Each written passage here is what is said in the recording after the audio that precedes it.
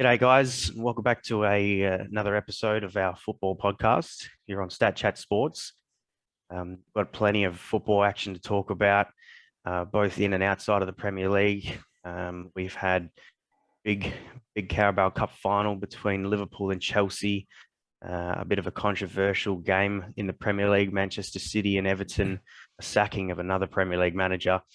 And as always, to talk about it with me, I've got Taylor. T, how you going, mate? Good, mate. How are you?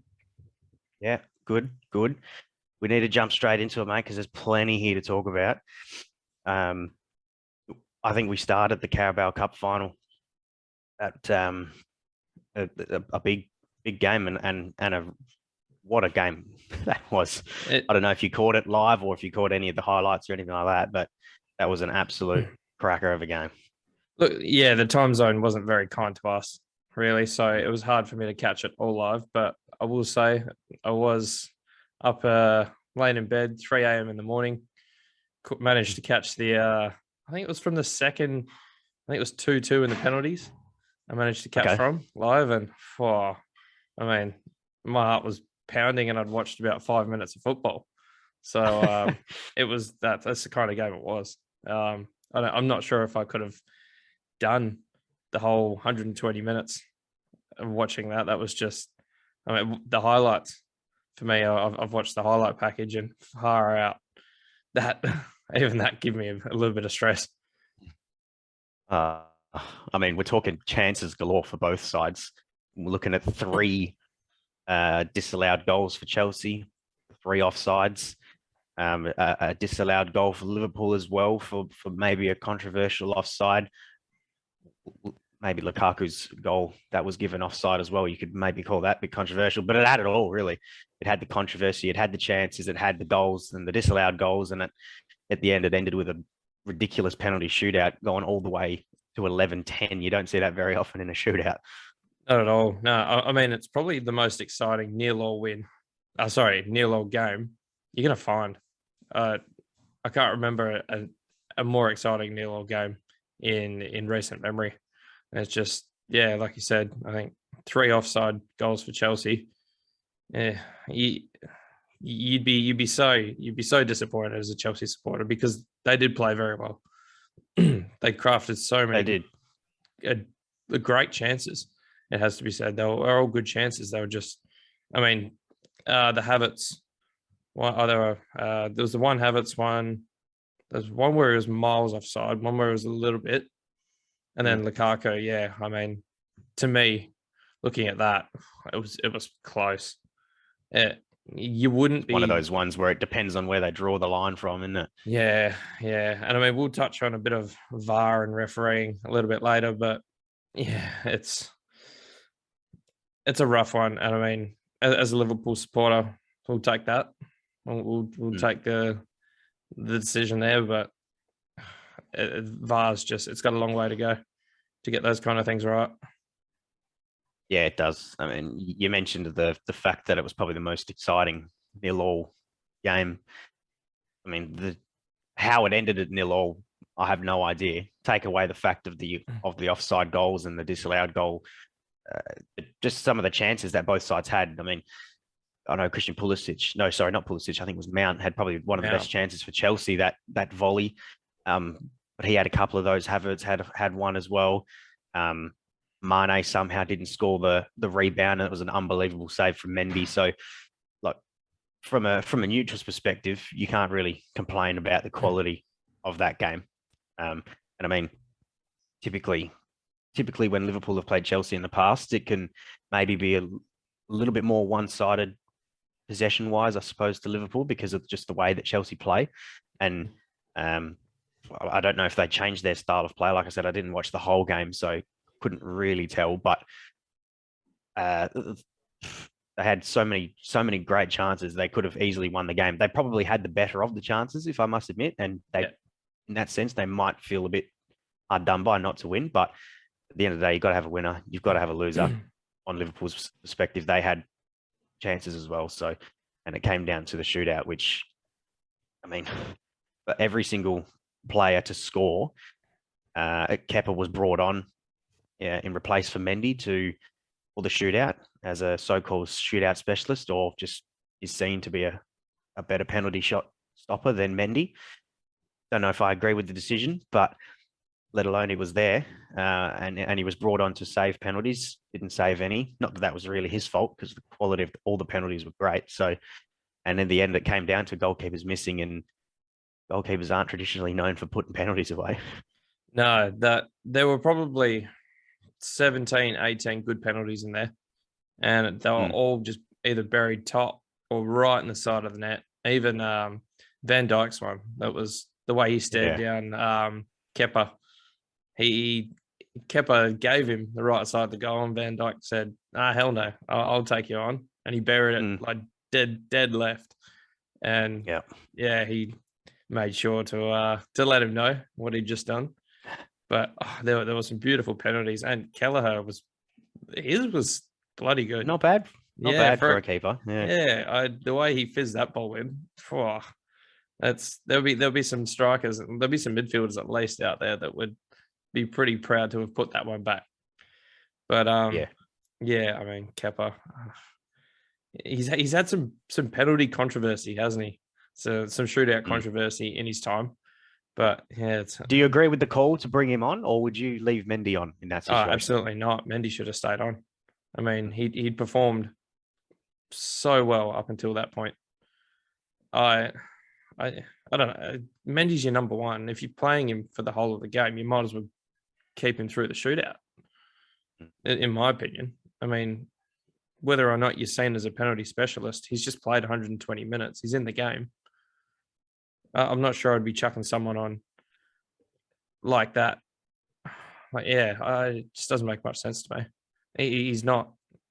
He hasn't seen any of the game. He's not in the game. He's not mentally in the game for me. So strange choice for me. Yeah, I agree. I don't understand the point behind bringing keepers on for a shootout, just in particular. Like, I mean, like you said, Mendy's clearly your number one, and he would just be as good of a shot stopper in terms of shootouts as Kepa in my eyes. So yeah, you keep him on, and at the end of the day, it costed Chelsea. Tuchel backed his decision. He said that he'd done it before and it had worked out, and then in his opinion, he thinks Kepa is a better penalty saver, and he knows better than we do. So, but it's just always a strange decision to do something like that. Yeah, and I mean, Mendy, if he had a bang average game, then you'd be justified in getting him off. But he was great. Both goalkeepers were great for that matter.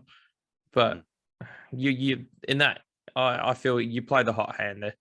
You've got a keeper who's playing well. Just leave him there. You threaten to really destabilize any chemistry or any form, like immediate form. Like I said, it didn't make sense, and he paid the price. They paid the price. Yeah, absolutely. At the end of the day, there had to be a winner, and Liverpool took it in the end. That's number 9 in terms of domestic trophies for them. It's changed its name over the last 10 or 15 years, but it is number 9. And that's an English record for them. Only was overtaken Man City, who was sat on 8 as of up until only a few days ago. So another record held by Liverpool there. Yep, going along with the Champions League as well. It's another record we'll love to keep there. And it's 25% of the way to the quadruple this year. Can it happen, do you reckon? Yeah, look, City were behind the 8 ball in the league. I could have stopped saying we. Liverpool are behind the 8 ball in the league. I think they're a genuine chance, Liverpool, for the Champions League, the way they're playing in Europe.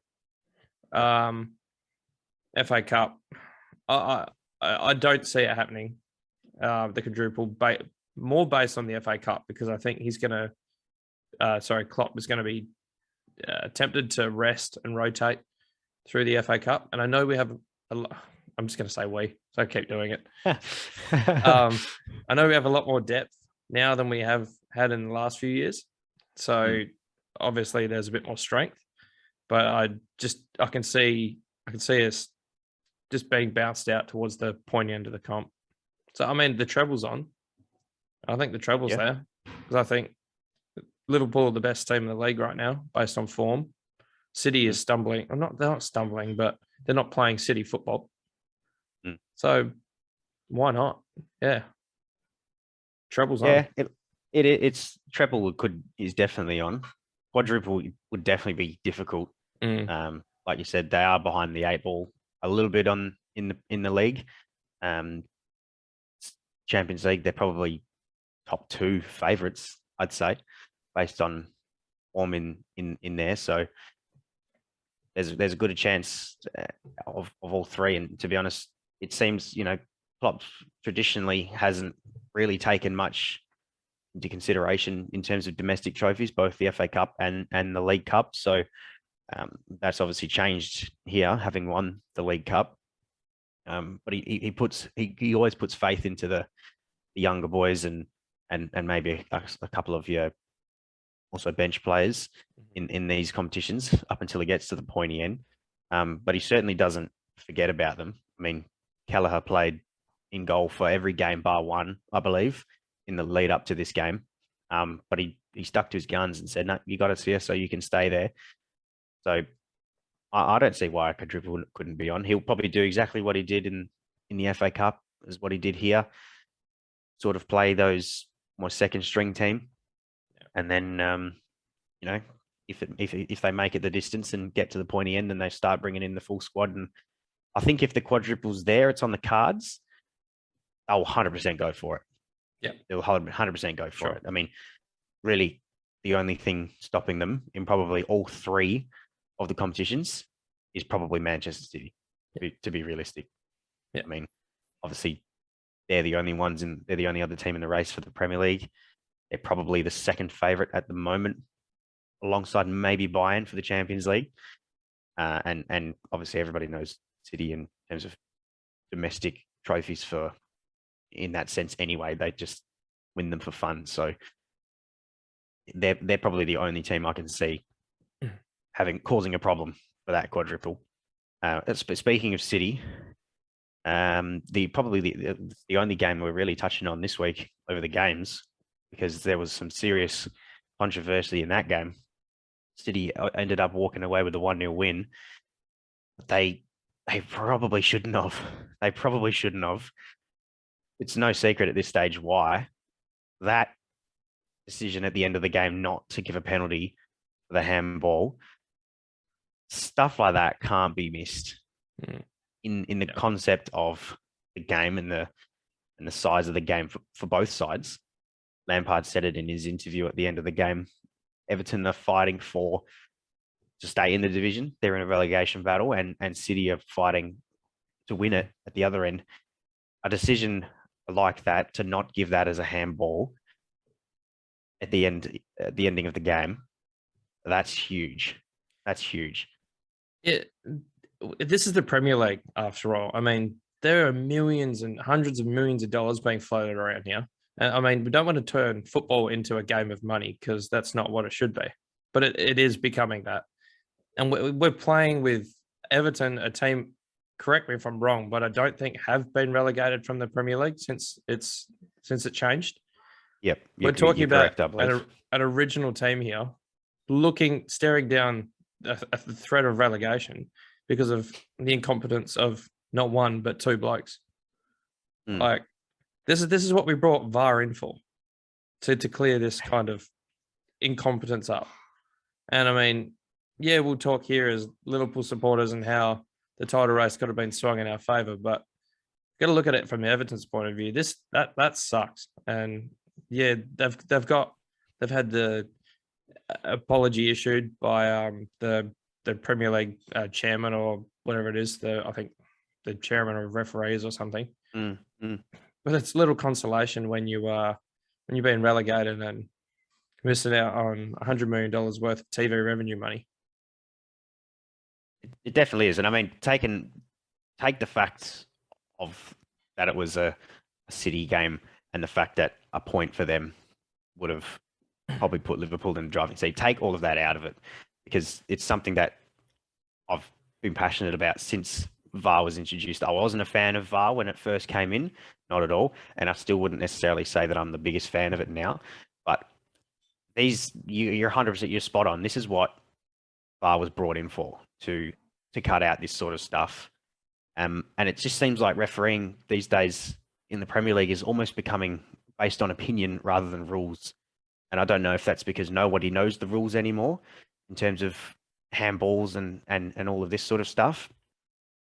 But there's a reason why the English referees in the Premier League are getting so much slack and hate thrown towards them from all fans of fans of all clubs, not just Liverpool or whoever, because it seems like every week they're missing something big that can change the tide of the game or just whatever.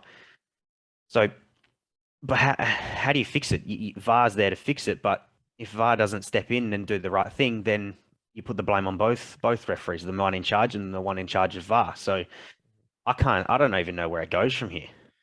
VAR was brought in to clean up the grey areas in the game, and I feel like it's just created more. Within itself, It's created more grey areas, and we're just there's just even more of a mess than we started with. And I mean, was it a huge mess that we started with? Probably. I feel like we've created, like I said, there's more. I mean, we played the game for 100 years or more without it. And we're like, yeah, you missed the odd chance. The odd decision that should have gone your way, but everyone did. They come and they go. You lose some, you win some. But now we're given a second chance to see these things. I mean, we see it on the TV. Everyone can see it. I mean, 99.999% of people would have had the same opinion looking at that VAR review. But the two people that mattered missed it. And I think the excuse that they gave was that there just wasn't enough or conclusive evidence to the fact that the referee on field made a clear and obvious error. I don't understand that. Send him to OPSM because he's clearly blind. That was Specsavers, OPSM, wherever you want to go. Send him to one of them because that was ridiculous. That I think it was Tierney was the referee and Kavanagh, I think, was the VAR referee. Pass it on to, I mean, Kavanagh's got to go because I mean you had that on a screen. You had it right in front of you. You didn't have anything else to do other than to make that call, and you couldn't. I mean, and Tierney should have seen it too. But yeah. Look, in terms of a solution, it's hard to say. Purely and talking offside rules, I think the benefit needs to be given to the attacker. You need to draw a line. You need to give them a certain amount of time, like a minimal amount of time. If you can't see it, go with the original. If it's inconclusive, if you can't see it within 10, 15 seconds, don't stand there for 2 minutes. If it's not clear and obvious, and I think that's where it comes down to. If it's not clear and obvious that it wasn't offside, you give it to the attacker. That kind of stuff. That's always been the debate with the offside rule, hasn't it? It's that it was almost sort of brought in to try and favour the attacking side more. And, we want to see more goals in games because too many of them are getting chalked off, like Lukaku's one, where we're talking millimetres. Yeah. And where this whole thing about where the line is drawn, and at one stage, I think last season or season before, it was being drawn at the end of the shirt sleeve, which is just ridiculous. And then then they're saying stuff that it's like, oh, it's drawn from the furthest part of the body forward from which you can score from, which of course you can't score with the sleeve of your arm. So why they're drawing it there, I don't know. It was, I was listening to a Sky Sports podcast with after the Cup Final. And they were talking about it, and they were talking about other leagues. I think might have certain rules of about it's just purely based on the feet. because that whole, especially forwards, that forward momentum is, you're not typically leaning forward when you're starting to make your run anyway. So, if you are holding on that fine line, your upper half of your body more than likely probably will be offside. But, I don't know. I don't know where it stands, but the point of taking goals away from attackers because of fewer millimeters, I think is just crazy. And it just ruins the game for me. It's become almost a point where you can't celebrate a goal because you're like, oh, was he on? Was he off? I don't know. And that to me ruins. That's the big part for me in terms of offside, is the fact you can't really celebrate a goal anymore unless you know for a fact, that it was clear and obvious that there was no chance of anybody being offside. That's one of the biggest parts and the best parts of the game, is celebrating goals and being able to celebrate them as if we know it's going to count. And we're losing that. It's being lost because, I mean, kids, the next generation of kids won't know it. We know it because we've grown up with football without VAR, and it's slowly changed into what it is today. But kids these days are just going to be holding in bated breath. Oh, was it a goal? Was it not? Oh, we've got to wait 3 or 4 minutes for that VAR review. It's taken away the euphoria and the fun, or not the fun, but the beauty of the game and the emotions with big goals. Say like Matip's goal probably shouldn't have stood because it was clear interference from Van Dijk. Well, that's what I was going to ask you. That was a goal ruled off for that reason exactly. Van Dijk was deemed to be in an offside position and blocked the run of, I believe it was Reece James, but a similar goal was chalked in the Premier League for Manchester United, and I believe we spoke about it, and I think you actually said that you think that goal should have stood. Yeah, look, VAR, isolating the Carabao Cup game, VAR worked brilliantly. And I mean, we were able to clarify offside calls. They got them all right. And this is where, luckily, I mean, they were all chalked off offside originally and then reviewed. So the umpire, it was more the umpire, not VAR, that worked properly. The referee didn't need VAR, but it's, I can't really remember which goal we're talking about, but VAR does work when you've got competent people in place, I suppose. If we're isolating the City incident, it really comes down to, it was just incompetence of the referees. Like, I mean, that I don't believe that Liverpool's goal on the weekend should have been ruled off. I mean, I think, yes, Van Dijk is in an offside position, and yes, you can say that he probably blocked Reece James's run, but you've got to think about it in a logical sense as well. I personally, in my opinion, don't think Reece James would have impacted the play at all had he not been blocked from Van Dijk. The placement of the ball and just all of that sort of stuff. I don't think he would have had a chance to get it anyway. Yeah. Okay. So the fact that he was offside and blocked the run might have been irrelevant. So I don't know if that kind of needs to be looked at, or if that's just too much to think about. And it's obviously it's got to be done quick, the decision. So yeah. And again, that's open to interpretation. And that's what we've got referees for. That's what they used to do before VAR. It was their interpretation of the game, and that's where we left it. So yeah, that's a tough one. I mean, I can see the merit for both sides of the story. But speaking as purely Liverpool supporters, I don't think we're going to complain about the result, are we? No, we're certainly not. We're certainly not.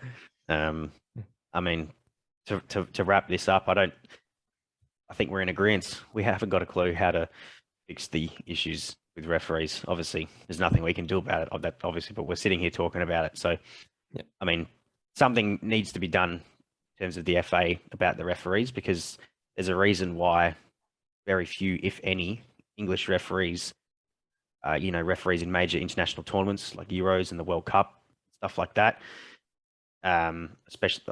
Especially English referees from the Premier League. I know there's a couple out there that don't referee in the Premier League anymore. But there's a reason why Premier League referees don't referee games in those tournaments, because they're not good enough. It's just as simple as that. So, either rules need to be solidified and everybody needs to be across them, and it needs to be universal across the board. That to me is the only way to fix it. You can't have opinions start to creep in and be like, oh yeah, excuse me, the ball was controlled off of his chest onto his arm, or it just sort of came out of his arm, or his arm's in a natural position, or it's not. You know what I mean? Like, stuff like that needs to be ironed out, because too much of this stuff is happening recently. Yeah, no, agreed. Yeah, I don't know if it's systemic within English refereeing, but yeah, something's got to give, and it's got to happen quick, because it's like we said with Everton, it's ruining pivotal moments in seasons. Yeah, it is. It is. We've spent probably too much time on it. It's clearly something that we're both quite passionate about. So, Yeah. but we'll move on. Yeah. It's not what we're all here for today. The Premier League has had another sacking. Leeds have sacked Marco Bielsa. I didn't see it coming, I'll be honest. I thought it was a bit harsh to sack him. He becomes the 8th manager this season sacked in the Premier League. So, but I don't know. I don't agree with the call personally. Yeah, look, you look at the latest run of form, and it's pretty bleak reading. I think they've conceded the last 4 games. They've conceded, was it 3 or 4 or more goals? Yeah, they're leaking goals like sieves, and they're really not scoring that many either. They have their odd game where they'll put 2 or 3 back, but they're just being opened up at the same time. And when you're being dragged into a relegation dogfight, it's not going to save you. You got to tighten up at the back and then figure it out. You don't go hammer and tongs. That's Marcelo Bielsa's way. It always was. It wasn't the Championship. It was all guns blazing. But at the bottom end of the table in the Premier League, it's not going to save you. And it's rough, and Bielsa probably deserved time to fix it, given what he'd done for the club previously. But I'm not sure if Bielsa was going to be the kind of manager to do that for Leeds. I'm not sure if he could grind out wins by putting 10 men behind the ball. I think he may have been too stubborn in his ways, and too attacking, and just wouldn't ultimately. They're not in the relegation dogfight, but they were very close to being dragged right into the middle of it. And I think that's why they've probably pulled the pin. They'll probably get someone like they're not going to get him, but someone like a Steve Bruce. That's going to. They've got a new manager at the moment. I don't know if you've seen the news. No, I haven't seen it. Bit of a Ted Lasso. It's an American. Actually, no, I have seen it. I can't remember his name, but ex RB Leipzig manager. Yeah. Yep. So he has officially been appointed. Yeah. So, we'll see how that goes. But I hear what you're saying.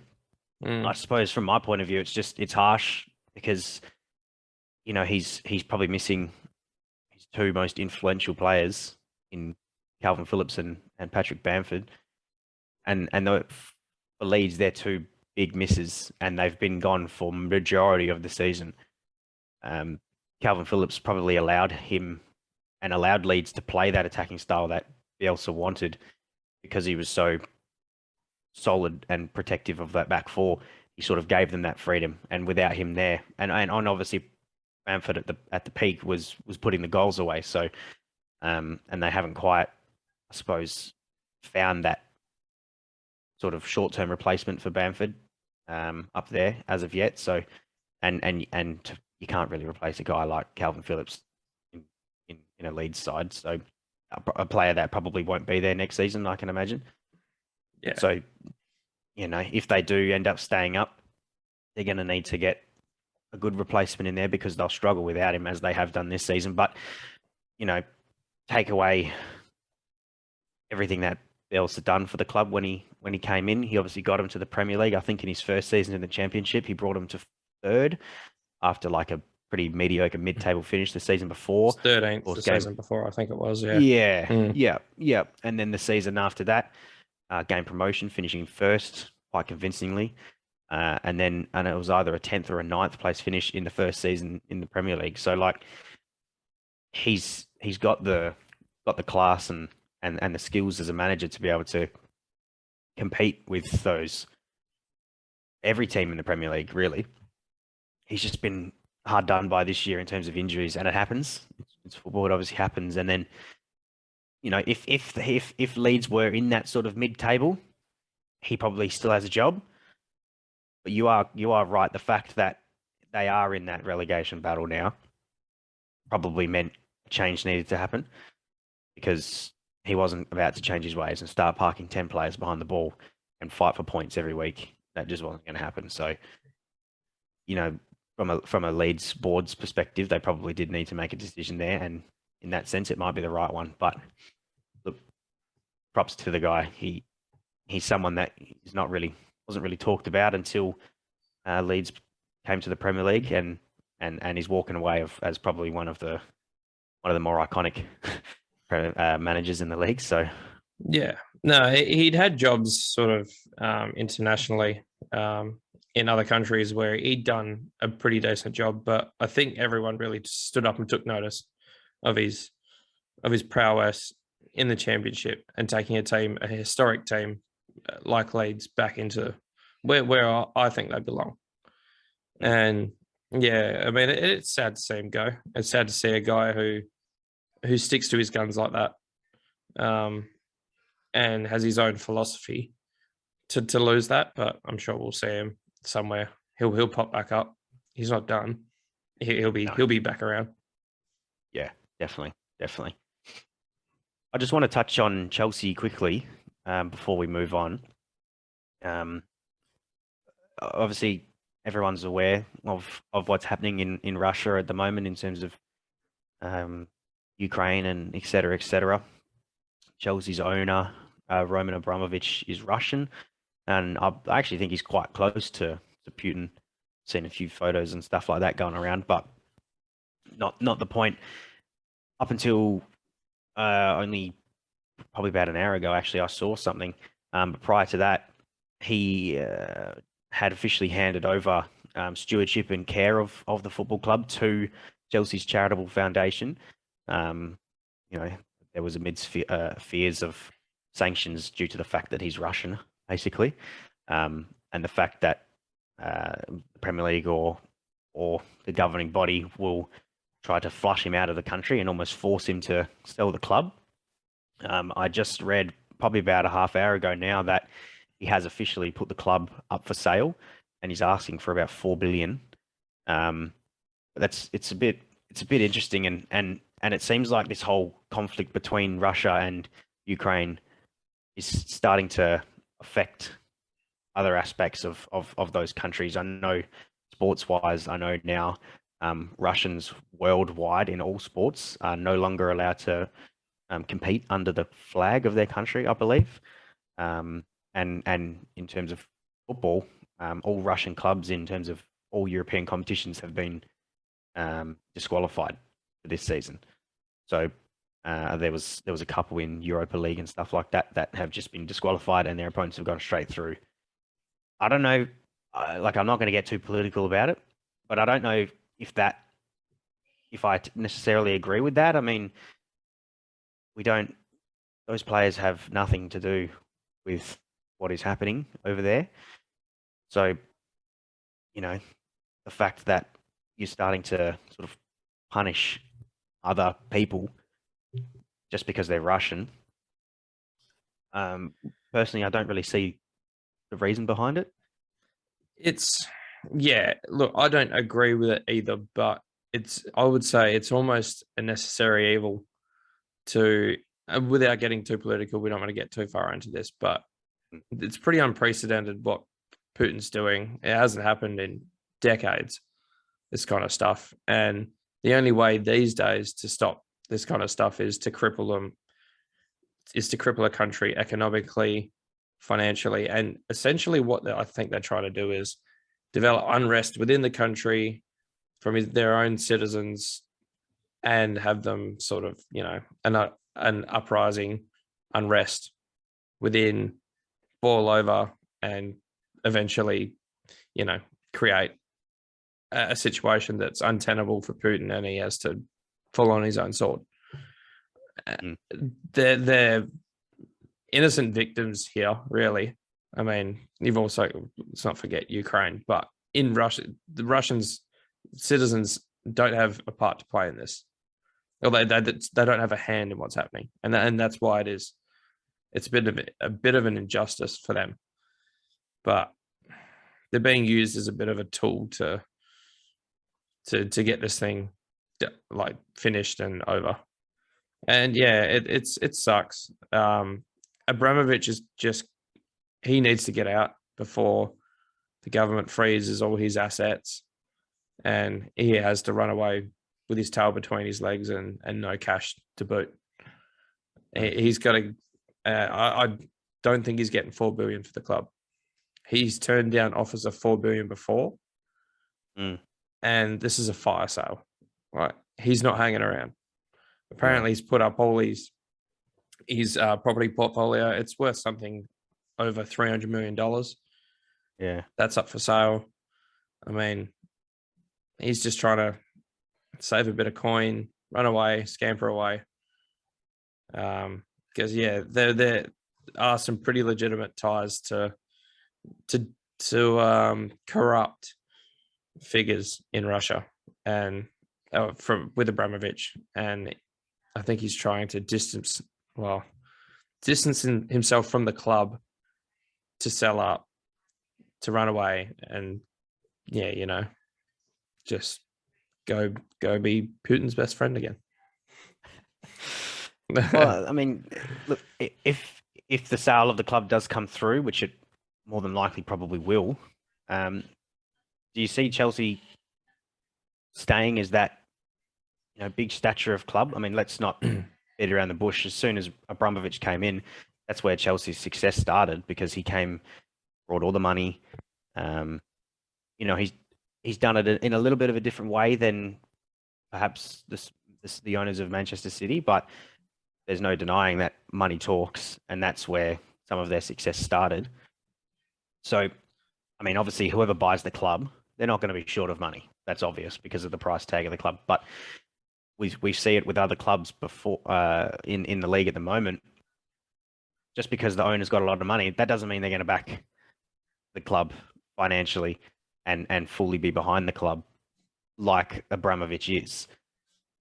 So, I mean, it all comes down to who buys the club and who ends up taking ownership. But we could potentially see a turn of the tides here in terms of Chelsea continuing as a powerhouse in England as they are. Yeah, look, Chelsea were probably one of the big contributors to the hyperinflation of the Premier League back in the early 2000s. They really kicked off that, just the super inflatable transfer prices and fees and wages that we're seeing in the Premier League. And I for one, I can't see Chelsea being the same if Abramovich sells up. Okay. I mean, we've seen FSG have a different model, and they have been willing to splash the cash where needed, but they haven't splashed it like Chelsea have. They've splashed the cash when they've earned the cash, whereas Chelsea have just gone out, bang, bang, bang. Let's buy this bloke. Let's buy this bloke. It won't happen like that. I'm sure it won't, unless they can get their own oil prince or their own sheikh. I don't think it's happening. No, we are going to see a new Chelsea, in my opinion. They're not going to be a bad team. Don't get me wrong, but I don't think they're going to be hitting the heady heights that City and, like I said, Liverpool with a different structure hitting at the moment. Yeah, I can agree. Like I said, it all comes down to who ends up buying the club. Look at Arsenal. And look at Manchester United. They're probably the two biggest that come to mind in terms of their owners. The Glaziers at Manchester United and Stan Kroenke at Arsenal. They just almost using the club as another asset, and very little backing in terms of actual football. It's just another money grab. I mean, I can't remember exactly off the top of my head. I think Kroenke owns the Golden State Warriors or something like that. I know he owns the LA Rams. Okay, maybe that's what I'm thinking of. Yeah, they've only just won the Super Bowl, so I mean, yeah, and being American himself, that's his bread and butter. Yeah, we've seen the Americans. I feel like I'm talking a bit of crap about FSG here, but we've seen their main interest isn't to pour money into football clubs like Sheikh Mansour at City and Roman Abramovich at Chelsea. It's not their main interest. They're there to make a profit. Their interests are elsewhere. Their main interests are elsewhere. Kroenke with the LA Rams, I can't see. Chelsea were pretty blessed to have a guy like Abramovich and his money and his willingness to throw the money. And I can't see that happening again. Fair enough. We're going to take a little bit of a break and we'll return. And on the return, speaking of Manchester United, we're going to have a guest on the pod who is a big Manchester United fan who will share his views on the club and the direction that it's going, because he's not a fan, let me tell you. So stick around and we'll be right back.